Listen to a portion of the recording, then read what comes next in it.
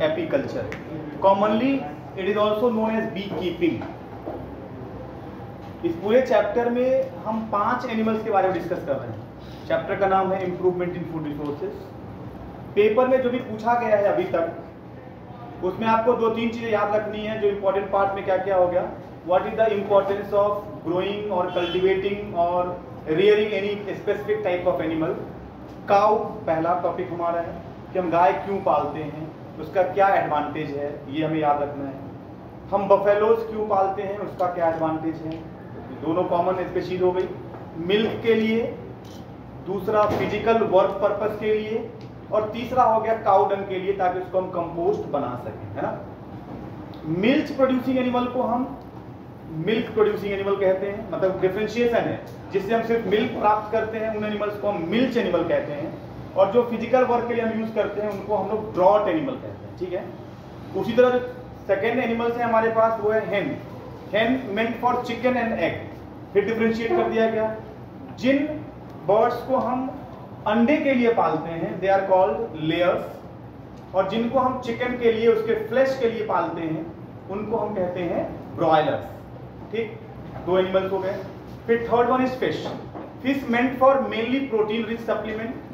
दूसरा जो feed fish का जो लिवर ऑयल है, वो भी बहुत ज्यादा मार्केट में इंपॉर्टेंस रखता है, लिवर ऑयल के लिए यूज करते हैं हम लोग। तो देयर कॉल्ड फिश। फिश बहुत ही वास्ट टॉपिक है, उसमें पिसिकल्चर, एक्वाकल्चर, मैरीकल्चर, आपका composite fish culture, that all difference of habitat की कहाँ से मिल रहा है आपको। नॉर्मल वाटर से मिल रहा है, फ्रेश वाटर से मिल रहा है तो एक्वाकल्चर है, सैलिन वाटर से मिल रहा है, समुद्र के पानी से मिल रहा है तो वो मैरीकल्चर है, ठीक है।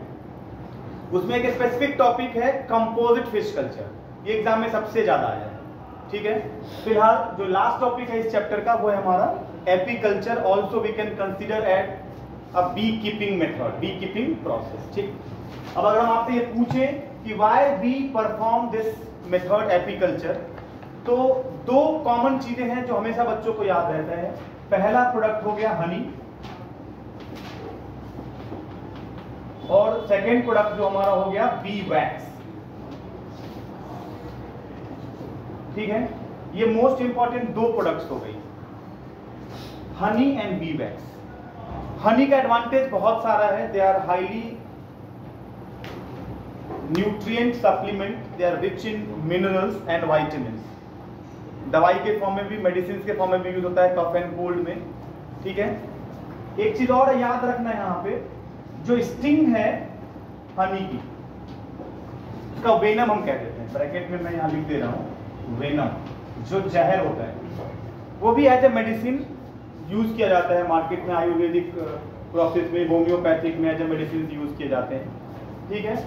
हम लोग जो मेनली अब पढ़ेंगे कि हाउ हनी इज प्रोड्यूस्ड, उससे पहले पढ़ना होगा हमें कि जो हनी बीज है उनकी कितनी जातियां होती हैं, उनके कितने कास्ट होते हैं। 3 कास्ट हो गए उनका डिफरेंशिएशन में। कास्ट सिस्टम है उनका, on the basis of what work they are performing. पहला हो गया queen. Queen is a female, सबसे बिंदास, कोई काम नहीं करना है इसको, हनी हाइव में रहना है। और एक हनी हाइव में लगभग, मतलब एक हनी हाइव के छोटे से पूरे हाइव की बात हो रही है, आपने ध्यान में अगर होगा डायग्राम, एक छोटा सा अगर हम बना दें, तो छोटे छोटे ब्लॉक्स होते हैं हनी हाइव में, है ना। अगर आपने देखा हो, छोटे छोटे ब्लॉक्स होते हैं, हर एक ब्लॉक में एक हनी बी रहता है। एक पूरा हनी हाइव जो होता है, उसमें लगभग 40,000 से लेके 1 लाख तक हनी बीज मिल सकती हैं आपको, ठीक ना। 40,000 to 1 lakh, और this is what the range of those Honey बीज। तो क्वीन हो गई, क्वीन, और दूसरा हो गया ड्रोन, और थर्ड हो गया वर्कर। देखिए एग्जाम में ये सब चीजें आती हैं क्योंकि आप पहली बार पढ़ रहे हैं, है ना। Queen, drone and worker. Queen female है, और इंटरेस्टिंगली एक पूरे हाइव में सिर्फ एक ही क्वीन होगी, ठीक है ना। अब उस क्वीन का काम है जितने भी हनी बीज हैं उनको मतलब काम देना, उनको एडमिनिस्टर करना, ठीक है, उनको एक जगह इकट्ठा करके रखना, यूनाइट करके रखना, ठीक है। That is queen. फीमेल जो होगी ये होगा क्या, फर्टाइल, दूसरा इंपॉर्टेंट काम है अंडे देना। ये लगभग 10,000 तक अंडे देती है, ठीक है। हर एक हनी हाइव में वो अंडे देती रहेगी, इसका काम ही यही है। जो ड्रोन है ये स्टेराइल होते हैं, स्टेराइल मेल, ठीक है। और सरप्राइजिंगली ये कभी आपस में ये तीनों इंडिविजुअल जो होती है वो फर्टिलाइजर के बाद नहीं बनती, बस एग फर्टाइल होगा वो क्वीन बना लेगा या वर्कर बना लेगा। वर्कर सबसे ज्यादा मोस्ट एक्टिव, एमसीक्यू में आता है या असर्शन में आ जाएगा ये कि क्वीन, वर्कर और ड्रोन में सबसे ज्यादा एक्टिव कौन है, तो वर्कर जो है वो मोस्ट एक्टिव मेंबर है, मोस्ट एक्टिव मेंबर। अब पूछेंगे सर इसका काम क्या है? इसका काम है नेक्टर इकट्ठे करना, हनी हाइव बनाना, हनी वैक्स प्रोड्यूस करना, साफ करके रखना, झाड़ू पोछा करना टाइप। पूरे हनी हाइव को जब अंडे देगी क्वीन तो उससे पहले पूरे हनी हाइव को साफ करेगा ताकि जो अंडे हो वो प्रॉपर ढंग से ग्रो कर सके, ठीक है। दुश्मनों को मारना, ये लड़ेगी भी अकेले, ये फर्टाइल फीमेल कहलाती है, ठीक है, बट दे आर वर्कर्स। उसके बाद इसका दूसरा काम ये भी है कि अगर कोई दुश्मन आएगा तो उसको काटेगी और फिर वो वहीं पे मर भी जाएगी, मतलब वो डिफेंस करेगी ताकि उसका पूरा हनी हाइव प्रोटेक्टेड रह सके। तो these are the 3 caste, queen, drone and worker. इसमें फीमेल का काम है फर्टाइल होना, अंडे देना, हनी बीज को अट्रैक्ट करना ताकि एक ही जगह इकट्ठे रह सके, सबको यूनाइट करके रखना। तो these are the 3 different caste of the honey. उसके बाद है वैरायटी। हनीज में जो इंडियन हनी है उसका उतना ज्यादा यूज नहीं होता। इटालियन जो बी है वो सबसे ज्यादा डोमेस्टिकेट की जाती है। इटालियन बी जो मेलीफेरा है, Apis mellifera, most domesticated Honey बीज, सबसे ज्यादा हनी प्रोड्यूस करने के लिए इसी हनी बीज को यूज किया जाता है। आपने कभी अगर देखा हो ऐसी जगह पे जहां पे वो एपियरी रखा होता है, एक वर्ड फिर ऐड हो गया, एपियरी। एपियरी क्या है कोई बताएगा? एपियरी वो वुडन ब्लॉक होती है जिसमें आर्टिफिशियली हम बी कीपिंग या एपीकल्चर को हम कंप्लीट करते हैं, ठीक है ना। Apiary is the house of honey बीज। बेसिकली वो वुडन ब्लॉक होंगी। आप अगर देखेंगे जब सरसों की जहाँ पे बहुत ज्यादा खेती हो या जो जहाँ पे आम का ज्यादा फसल उग रहा हो तो वहीं पे एपियरी रखी होती है आर्टिफिशियली, और हर एक एपियरी में एक क्वीन बी रख दी जाती है। क्वीन बी का काम ही यही है कि वो जब बाहर निकलेगी अपने हाइव से तो एक एक करके सारे हनी बीज जो आसपास दिखेंगे उन सबको अट्रैक्ट करके वो कलेक्ट करके वो ले आएगी। अब उसमें जो वर्कर होगा वो हनी हाइव बनाना शुरू कर देगा। फिर आप पूछेंगे सर फिर ये ड्रोन का क्या काम है? ठीक है, रह गए। जो ड्रोन है हमारा ये स्टेराइल मेल होता है, ठीक है। ये प्रोटेक्ट करता है हनी हाइव को या उसके अंडे को।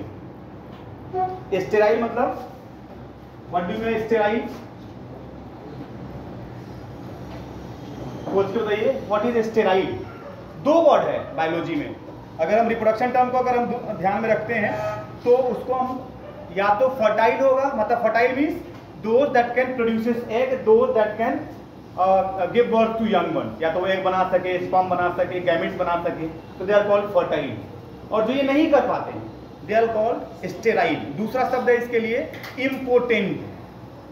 इम्पोर्टेंट मतलब द पर्सन और the animals that never produces individual. कोई डाउट किसी को? तो they are sterile, non fertile caste of honey bee, ठीक है। उसके बाद नेक्स्ट जो टॉपिक है इसको पॉज करो। देखिए एक मिस्टेक हो गया यहाँ पे। जो ड्रोन में मैंने स्टेराइल लिखा था ना, they are actually the fertile male. जो इसमें नहीं होता है वो स्टिंग, ये स्टिंग इसमें नहीं होती।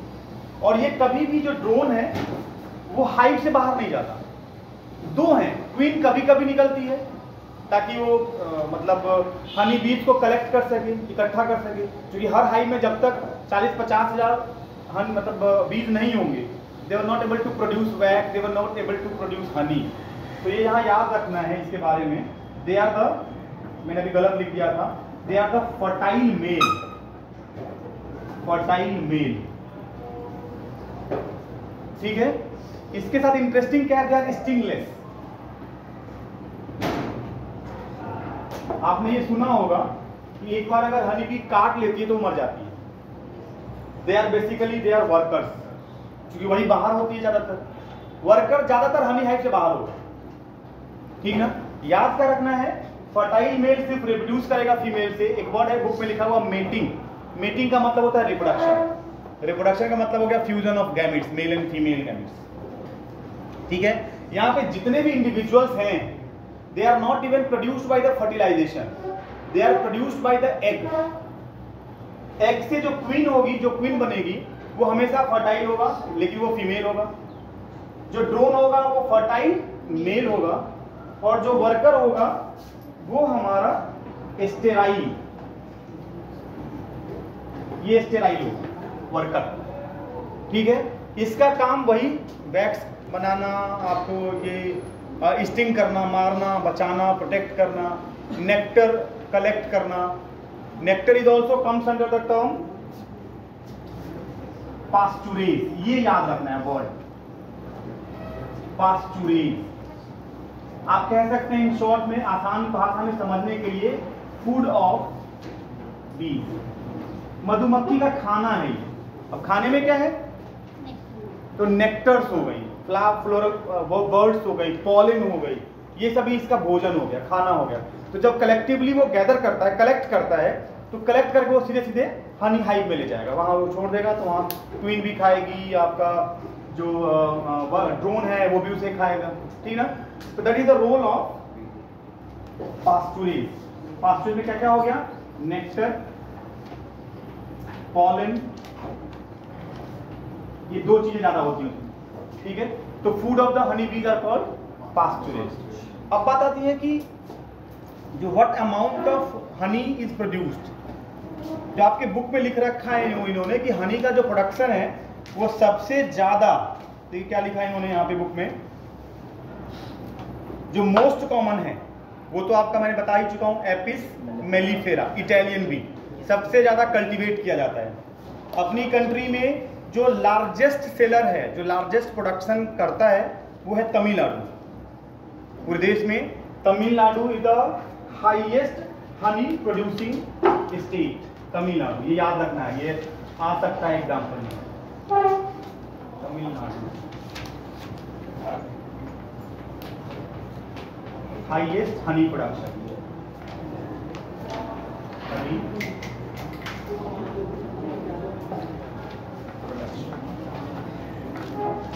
ठीक है।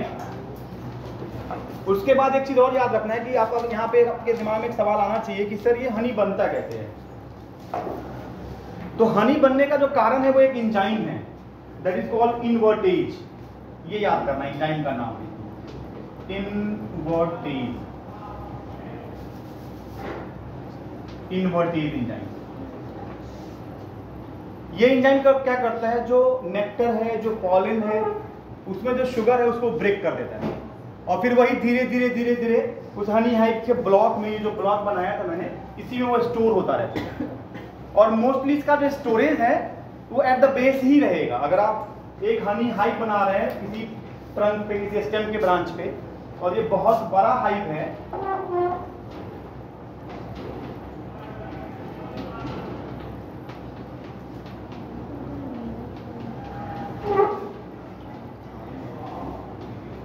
ये बहुत बड़ा हाइव है, तो जो हनी आपको मिलेगा वो हमेशा ट्रंक के पास मिलेगा, बेस में।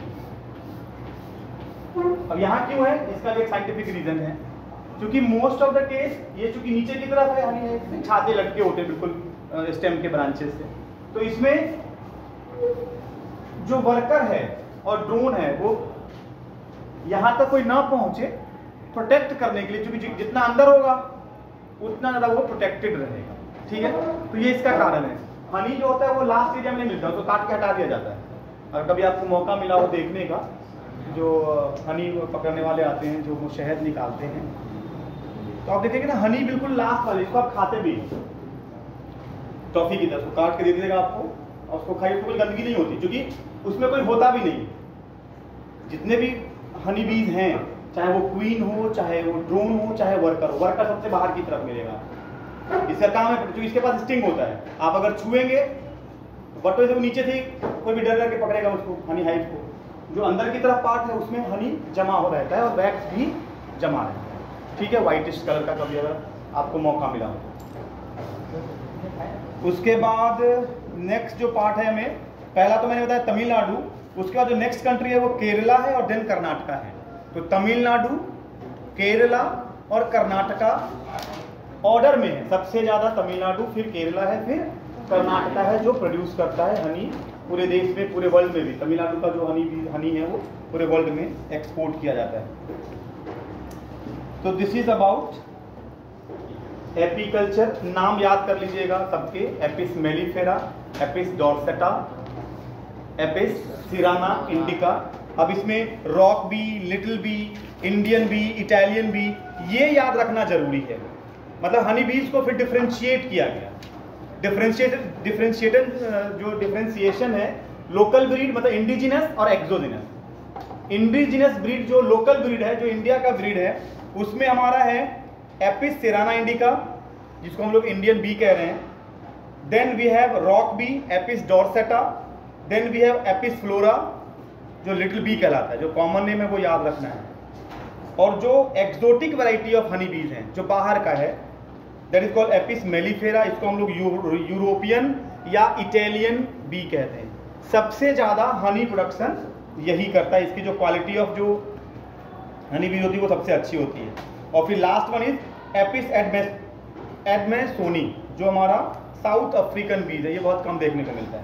इंडिया में सबसे ज़्यादा यही इटालियन बी, जो एपिस मेलिफेरा है, वही यूज किया जाता है फॉर द एपीकल्चर। ठीक है, डन। तो this is all about apiculture.